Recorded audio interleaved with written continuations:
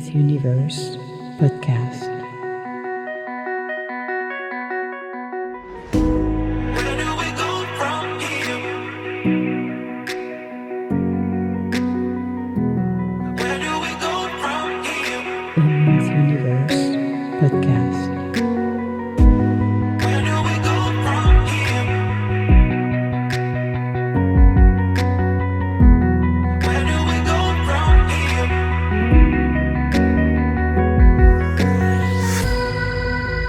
Emma's Universe podcast.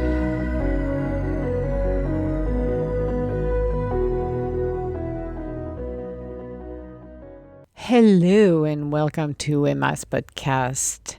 In today's podcast, we're Monday, so happy Monday. We jumped from 2024 to 2025. Yippee-ki-yay, if I'm correct. When I'm recording, not registering, but recording this podcast. So let's get started. New year, new you. I said that years ago. New year, new you, people. Yippee-ki-yay. But let's be more open to what do we want to do? What are we expecting out of our lives? What do we want to co-create? Because in the midst of everything, we have a lot of changes coming this year. We have a lot of things happening in a positive way, more calmer waters coming along the way, which I think it's absolutely perfect for everything we need and have.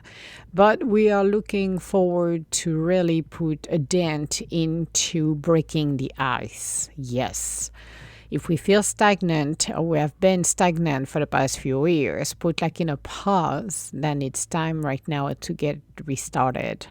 And what a great opportunity moving forward to see positive changes in a good way. See the world responding in a better space than we have for the past few years, which is phenomenal. Seeing people really stepping up to the plate and doing the right things. Still, we're going to still have others who don't, but a majority of people are standing up and doing the right things. North Carolina still need help and support and also continue to show what's going on there because nothing has been resolved. Understanding that we have a new administration taking over and making the right changes. Now, the people sitting in their office, especially bureaucrats, are not going to appreciate what's going on because they're being used to be more in a way that is not on the ground. And now they're going to be back to be the boots on the ground, which I think is a very good thing because too much administration, too much red tape really can paralyze a country. And looking at wasting the money that got wasted in the past and see how we can thrive by leaning. You know, when we talk, many years ago when lean manufacturing came along, which is mid-90s, where people were starting to finally, look at production and looking at redundancy, seeing what was worth it, cutting the cost, not to cut people off, but for the redundant of steps. If you got two people doing the same thing when we only need one, then this is where you can move the person somewhere else. That's what most of the case should be, but some don't. They just, let you go either way. Anywho, but we got, they came with the lean manufacturing, and then they came with the Six Sigma, which is the same thing. It's how to fix everything and make it, identify what the root cause is. So identify the problem, find out what the root cause is and the solution to it. Now, if you're looking at government, if you're looking at that aspect of it, how painful is it that sometimes you feel like, oh, I'm going to Fort Knox and just put gold over there or what? No, you don't. So simplicity helps. When I worked in corporate, and I still as a consulting person, worked in a corporate, I really looked at how to go from point A to B. I don't need a Z, the Y, the X. I just want to go from point A to B. We are our worst own enemies. I always say that, and I will always say that, and continue to say that actually, because we have a tendency to be the grain of salt. Instead, than leaving things that do work, we have a tendency to just mess it up. How often have you seen a CEO taking over another CEO and dismantling what the other person did just because their ego is too big, instead than building up from where it was before? I will not name names on that, but it's hilarious to see how, or look at the previous administration. Try to erase the work that was done and turn the entire country to stagnation. And to me, it's amazing when people start to deconstruct things that worked because they wanted to erase. You cannot erase history. People tried every day. They tried to erase or rewrite history. You can't. The history is the history. Now, as somebody that can or is in a leadership position, in a management position, you have to look at how can I elevate the situation? How can I take something and turn it around? We all have a contribution to the game of life. And when I go into my consulting bubble, my consulting world, I looked at where they are and what the company is yielding for. Is it yielding to continue to expand? Is it yielding to lean and stream and make it a better operational? Or maybe there is a few things that needs to be written. It is very interesting to see that instead of destroying things that works, identify the weakest point. Identify the strengths, but identify the weakest point of a company, of a process, and start to streamline everything. Find the root cause and the solution. Don't be part of the problem, be part of the solution. So I understand people like all of those, we call it gratte-papier, gratte-papier, push papier, push paper pushers. It's going to be a different feeling. Now it's happening at the federal level. It doesn't happen at the state level because most of the state will not touch their people, which is just fine. It's, it depends on the state. But if you're looking at the federal level, yes, leaning the process, leaning what's going on. So it doesn't become something more political that doesn't make any sense, and people are just trying to climb the ladder so they get their promotion and their big fat checks, which is fine because for me, you get paid what you get paid. I have no issue with people making billions of dollars and some $100. It's up to you to decide where you want to go. You negotiate your salary, and if you don't know how, you connect with me. But you can negotiate your salary, and I learned this and I do it every single time. And it's not easy for some people when they negotiate their salary because it's like, oh boy. But in most cases, if it's not the nonprofit, because nonprofit are a different ball game. But if you're looking companies that are doing profits, you can negotiate your salary. But you have to look at the overall picture and see what contribution do I bring to the table. And you have to be honest with your own self.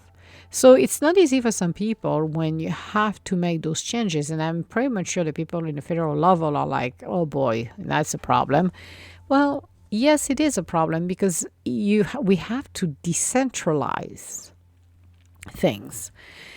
Years ago, people wanted to centralize everything. So corporate were all centralized in one space and that was it. Then came the decentralization where every part of the corporate, all of their business unit was functioning as their own cell. Then they try to re-centralize everything. And it's like, no, if you look at organization, you have to decentralize, especially a federal one or of that aspects should be everywhere, not in one location. So I find it quite interesting when you're looking at how do we decentralize things? How do we make it easier? Look at your processes. When I built an archive and I used it based on the National Archive actually, and based on somebody, Ed, my buddy Ed. Very grateful for him, actually, great person, where he taught me how he was running his own archive because this is how I built mine based on what he was doing, but I made a huge variation because that's what he was doing full time. I was doing it for a specific company. So building all of that was very interesting for me, and I'm glad I did actually. And instead than picking up, it's like what I explain to people when you have a playbook, a play game, and you take it with you. You have to adapt to companies. So what Ed was doing for his business was slightly different than the one that I was doing because I was part of a bigger billion-dollar company. But it was just a little sale of everything they got. However, learning from others and make it and simplifying things because simplicity is what's going to get you and your business in and out very quickly. Now, if you're looking at aspects as like scientific aspects and stuff like that, it's a little bit more complex, but you can still simplify at some level some of the steps. But we have to look at what are our goals for this year. Am I feeling at the right space? I know I'm jumping from leaning, but you know what? Let's see what we got in our lives. Can I make it a little less complicated, a little less dramatic? I was looking on TikTok something, and they give me a headache, those guys, actually, because there is too much immaturity and drama. But it's the drama, and I'm like, holy crapola. It's stuff for that was what the gypsy, yeah, that was the life of gypsies actually, and it's very interesting actually because the way they run, the way the unit of a family works, it's completely different than others, meaning the wife stays at home and clean all day, like I'm telling you, it's like super clean, and the man is the provider, but their rules are extremely different than most people would hear, especially for a female. So, but it's very interesting to watch the drama because it gives me a headache. Every time I come across, I'm like, okay, I can only stay for a second or two because that's a little too much drama. But you have to look at what you get in your life that creates the drama. Seriously. Is it something that is for your highest good or it's not? What do you get in your life that you would like to have removed or walked away from?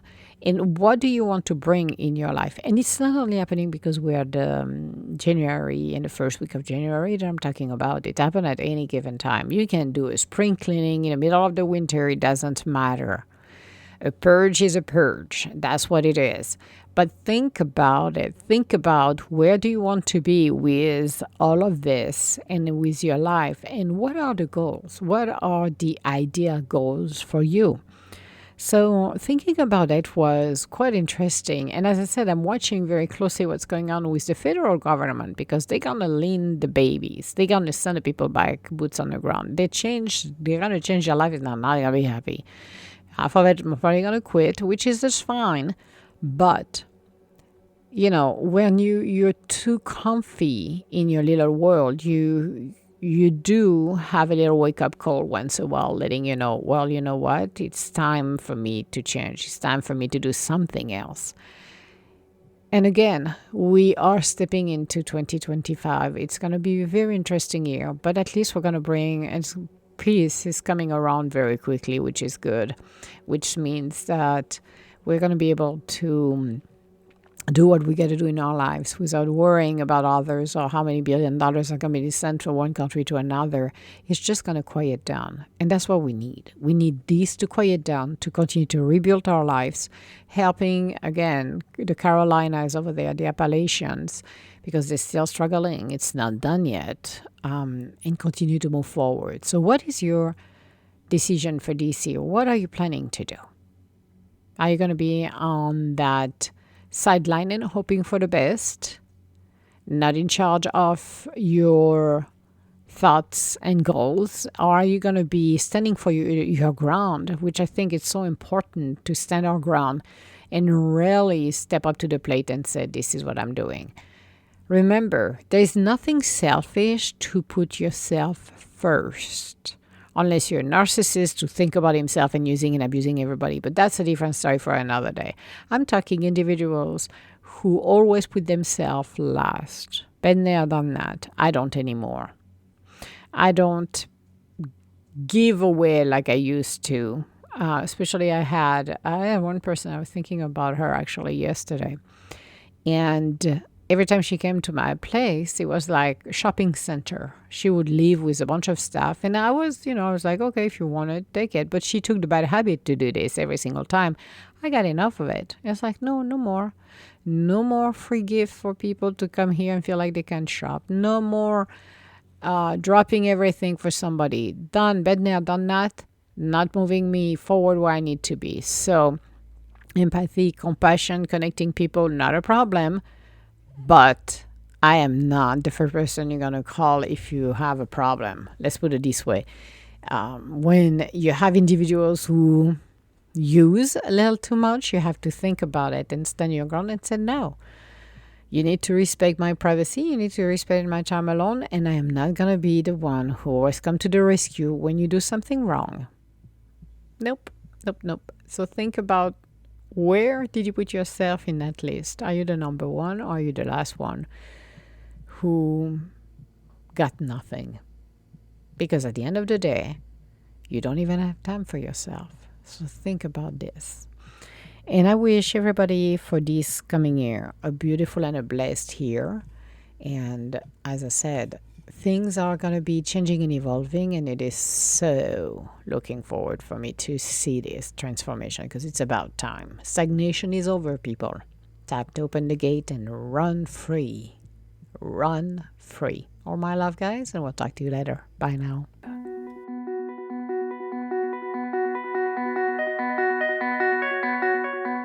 Where do we go from here? Emma's Universe Podcast. Where do we go from here?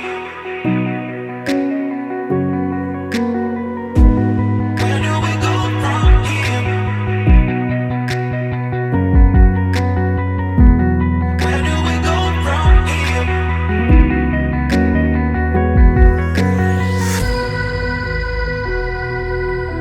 Emma's Universe Podcast.